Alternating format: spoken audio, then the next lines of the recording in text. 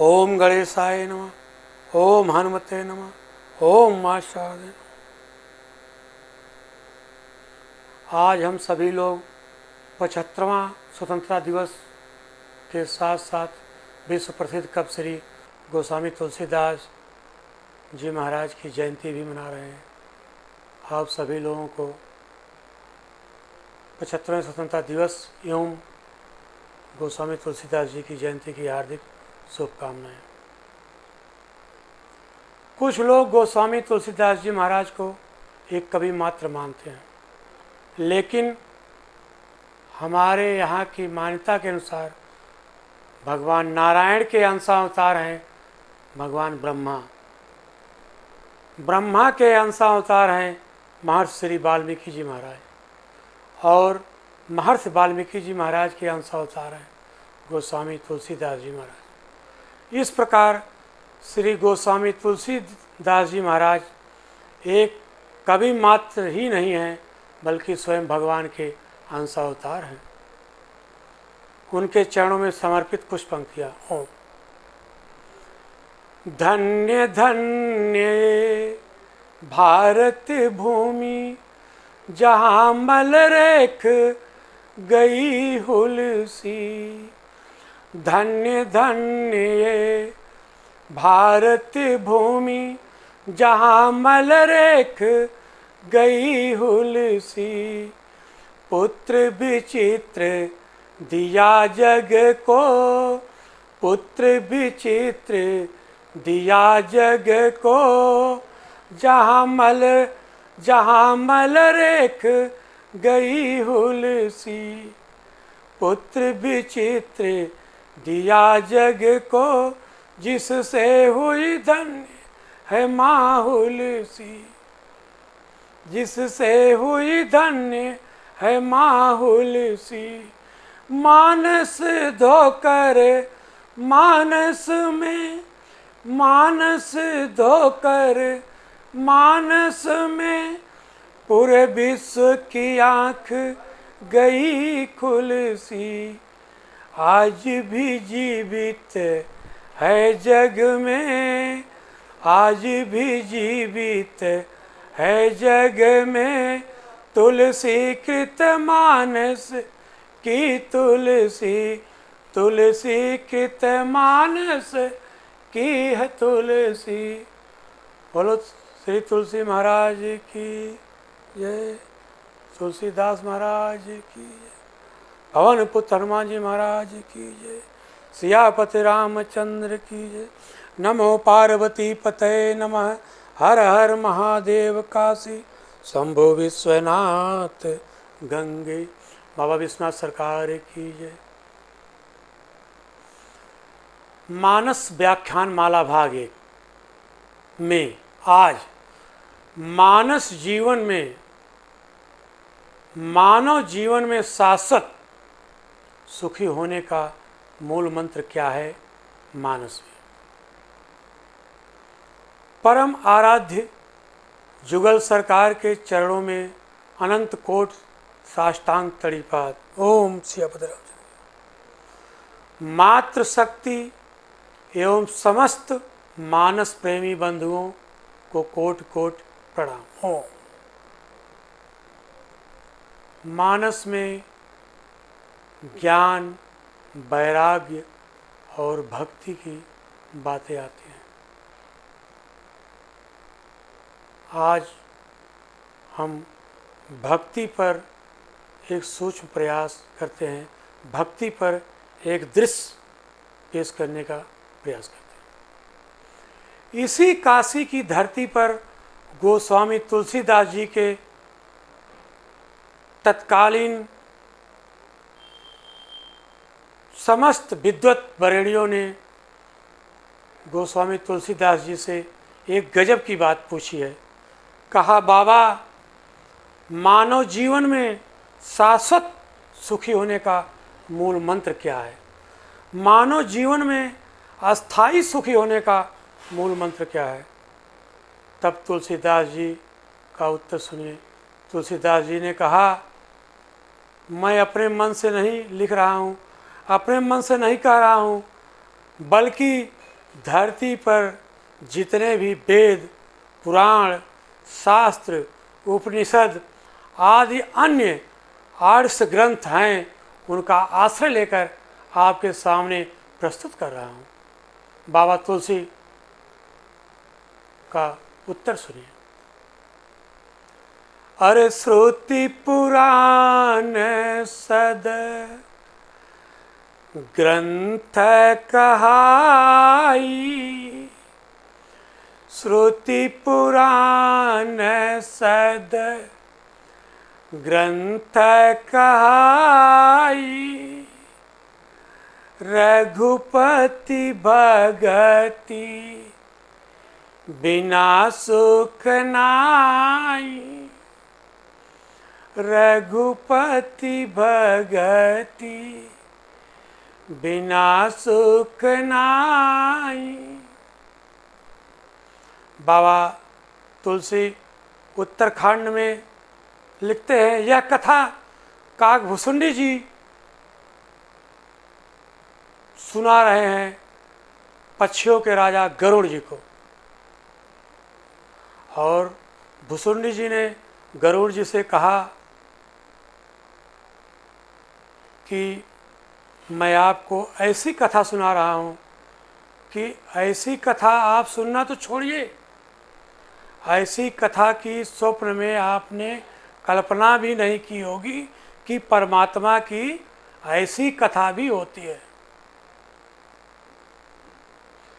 भुसुंडी जी ने कथा का प्रारंभ ही इस स्तर से किया। गरुड़ जी ने कहा, भुसुंडी जी कौन सी ऐसी कथा सुनाने जा रहे हो कि जिसको मैंने आज तक नहीं सुना है, सुनाओ। भुसुंडी जी ने कहा, सुनो। किसी ने भगवान का 12 माह तक उपासना किया, वंदन किया, भगवान खुश हो गए, ध्यान किया, भगवान प्रसन्न हो गए। किसी ने 12 साल तक भगवान का ध्यान किया, भगवान प्रसन्न हो गए। किसी ने 50 वर्ष तक भगवान का ध्यान किया, भगवान प्रसन्न हो गए। किसी ने 100 वर्ष तक भगवान का जप तप किया, ध्यान किया, भगवान उसके ऊपर प्रसन्न हो गए। मनु और शत्रुपा जी ने 23,000 वर्ष तक तप किया, 23,000 वर्ष के बाद परमात्मा प्रसन्न हुए। गरुड़ जी बोले, हाँ। भुसुंडी जी ने कहा, अब मेरा सुनिए। मैं एक कल्प तक भगवान को निहारता रहा, भगवान का अवतार हुआ, धरती पर आए। एक कल्प बीतने के बाद भी भगवान परम धाम चले गए, लेकिन मेरी तरफ नहीं देखा, मेरे ऊपर प्रसन्न नहीं हुए। गरुड़ जी ने कहा, फिर क्या हुआ? दूसरा कल्प आया, दूसरे कल्प में भी भगवान का अवतार हुआ। मैं भगवान को ऐसे निहारता रहा, समय का चक्र चलता रहा, दूसरा कल्प भी बीत चला, भगवान परम धाम चले गए, लेकिन भगवान मेरे ऊपर प्रसन्न नहीं हुए। तीसरा कल्प आया, तीसरे कल्प में भी भगवान का अवतार हुआ, तथा तीसरा कल्प भी बीत चुका, भगवान परम धाम चले गए। मैं निहारता रहा, भगवान मेरे ऊपर प्रसन्न नहीं हुए। अब गरुड़ जी को झटका लगा कि अरे, भुसुंडी सही कह रहा था, ऐसी कथा मैंने कभी नहीं सुनी। जो भगवान इतने दयालु हैं, और भुसुंडी कह रहा 3 कल्प बीत गया और 3 कल्प तक भगवान की तपस्या करता रहा, भगवान को निहारता रहा और भगवान प्रसन्न नहीं हुए। भगवान की दयालुता की मानस में अंतिम चौपाई। अरे कोटि विप्रबध लागहि जाऊ, एक ब्राह्मण की हत्या जिसके ऊपर लग जाए, वो जीवन भर चैन की रोटी नहीं खा सकता।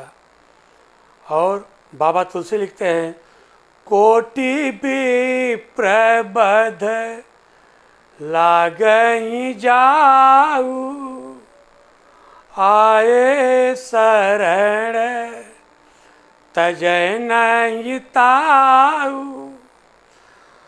करोड़ों ब्राह्मण की हत्या जिसके ऊपर लगी हो, भगवान अगर जो उनके शरण में आ जाए तो उसको टचते नहीं हैं, उसको अपने शरण में ले लेते हैं। और ये भुसुंडी कह रहा है कि 3 कल्प बीत गया और भगवान प्रसन्न नहीं हुए। भुसुंडी जी ने कहा, गरुड़ जी अभी क्यों परेशान हो, 3 ही नहीं, 4था कल्प आया बीत गया, 5वां, 6ठा, 8वां, 10वां, 12वां, 14वां, 16वां, 18वां, 20वां कल्प आया, भगवान का अवतार हुआ और समय बीतने पर भगवान परम धाम चले गए, लेकिन मेरे ऊपर प्रसन्न नहीं हुए। गरुड़ जी ने कहा, भुसुंडी जी मैं अपनी जुबान वापस लेता हूँ।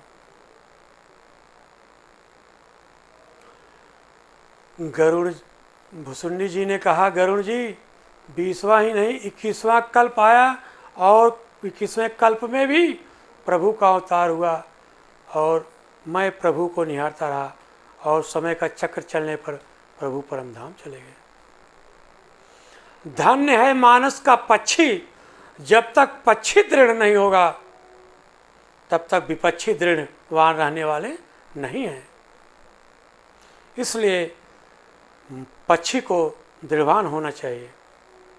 22वां, 24वां, 26वां कल्प बीत गया। भुसुंडी जी ने कहा, गरुड़ जी 26वां ही नहीं, जिस तरीके से 26वां कल्प बीता उसी तरीके से 27वां कल्प भी बीत चला। मानस में बाबा लिखते हैं, यहाँ बसत मोही सुन खगई सा,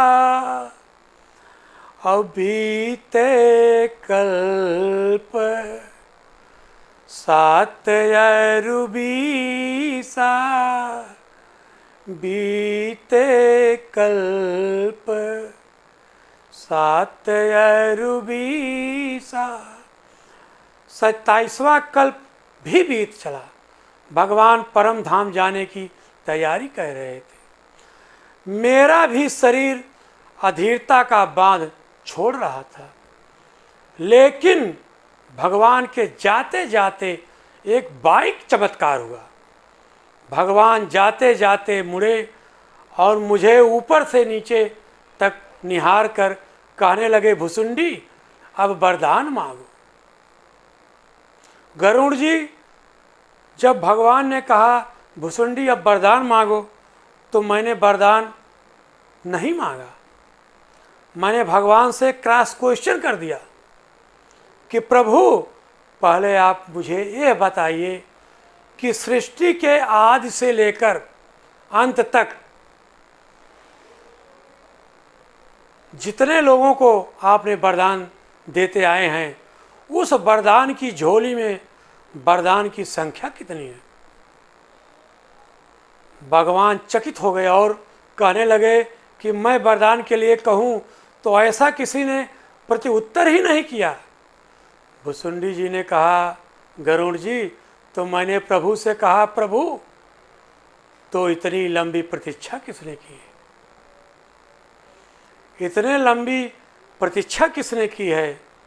प्रभु आप बस वरदान देने वाले स्टोर की संख्या कितनी है यह मुझको बताइए।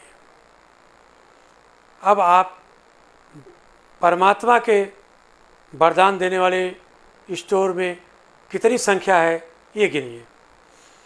काग भुसुंडी माग बर अति प्रसन्न मोहि जान, अरिमादिक सिद्धि अपर रिधि, सकल मोक्ष गुण खान, सकल मोक्ष गुण खान।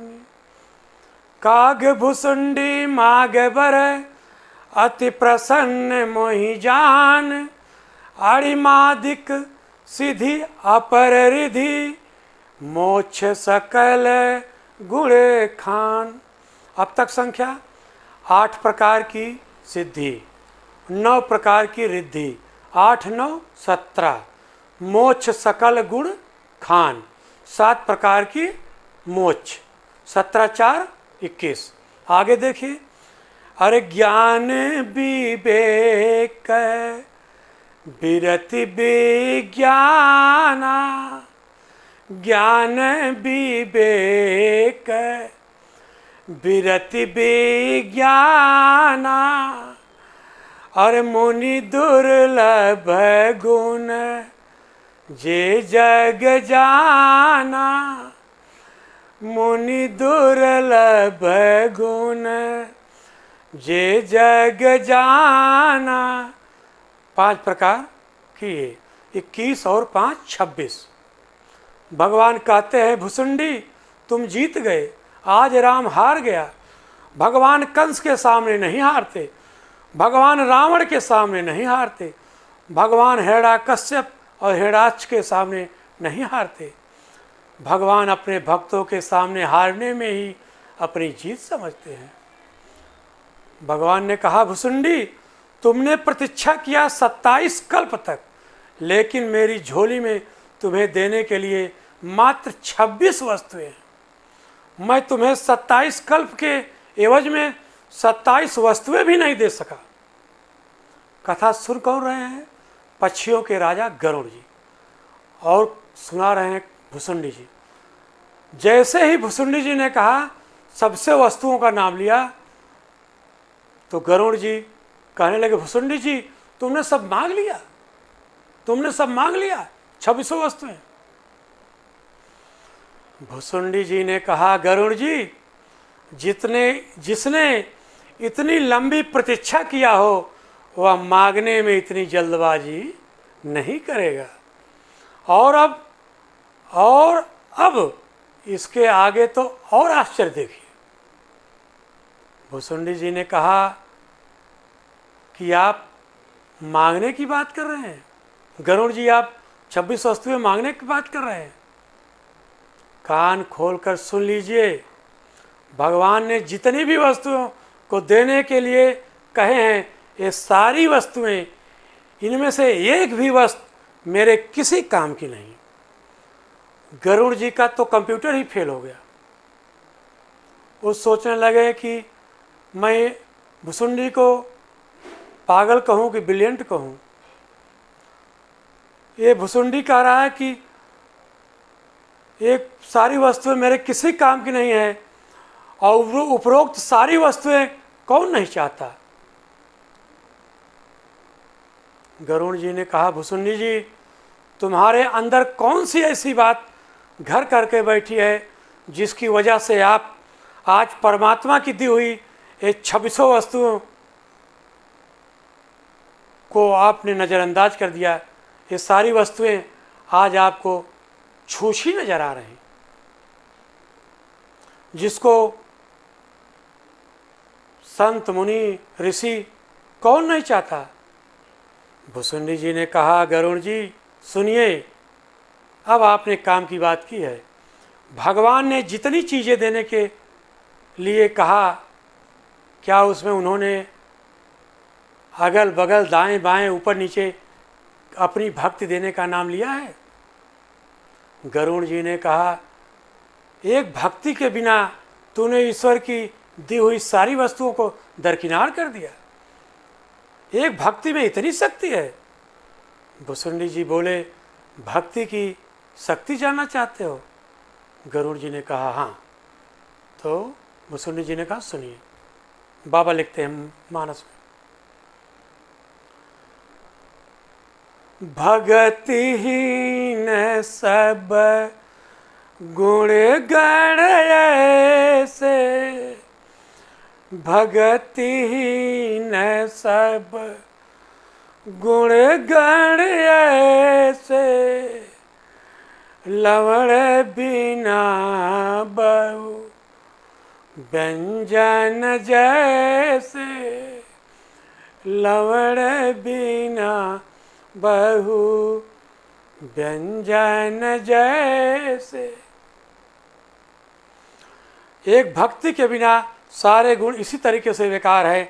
जिस तरीके से 56 प्रकार का भोजन बना दिया जाए एक कम कीमत की, एक बहुत ही छोटी, एक नमक, अगर नमक ना डाला जाए तो छप्पनों प्रकार के व्यंजन का स्वाद उसी प्रकार से है। जैसे भगति कल्प तरु प्रणत हित, कृपा सिंधु सुख धाम, सोई निज भगति मोहि प्रभु, देहु दया करना। भगवान की दी हुई 2600 चीज़ें दुकान के आइटम है, मुझे दुकान के आइटम नहीं चाहिए, मुझे तो बस भगवान की भक्ति चाहिए। भगति कल्प तरु प्रणतरहित, कृपा सिंधु सुख धाम, सोई निज भगति मोहि प्रभु, देहु दया करि राम। मुझे तो परमात्मा की केवल भक्ति चाहिए। संपूर्ण व्याख्यान का सार है कि भगवान जिसको नचाना चाहते हैं उसको संपत्ति देते हैं, उसको संपत्ति देते हैं, और भगवान जिसके हाथ से नाचना चाहते हैं उसी को भक्ति प्रदान करते हैं, उसी को भक्ति प्रदान करते हैं। बोलो सियापति रामचंद्र की जय, पवन पुत्र हनुमान जी महाराज की जय। नमो पार्वती पतये नमः, हर हर महादेव काशी शंभो विश्वनाथ गंगे। बाबा विश्वनाथ सरकार की जय।